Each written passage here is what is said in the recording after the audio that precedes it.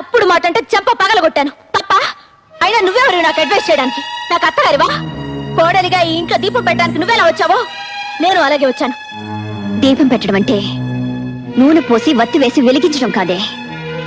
పోయే వరకు మనం బ్రతకాల్సిన ఈ ఇంటి పరువు మర్యాద కాపాడమేనే దీపం పెట్టడం అంటే.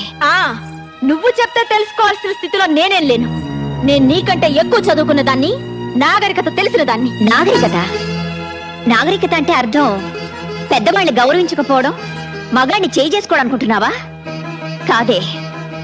పట్టు చీర కట్టినా పాతి చీర కట్టినా ఎదుటి వాళ్ళు చేతులెత్తి నమస్కరించేలా ఉండటమేనే నాగరికత అంటే. చూడు, ఇంకో ఆర్గ్యుమెంట్స్ అనవసరం. నీతో నీతులు చెప్పించుకునే అవసరం గాని అడ్డమైన వాళ్ళ ముందు తలంచి బ్రతకాల్సిన కర్మ గానీ నాకు లేదు. నిన్ను తల వంచుకుని బ్రతకమండం లేదు. నిన్ను కట్టుకున్నవాడు తల దించుకునేలా ప్రవర్తించొద్దంటున్నాను. నువ్వు వాడిని కొట్టావు, వాడిని తిరిగి కొట్టుంటే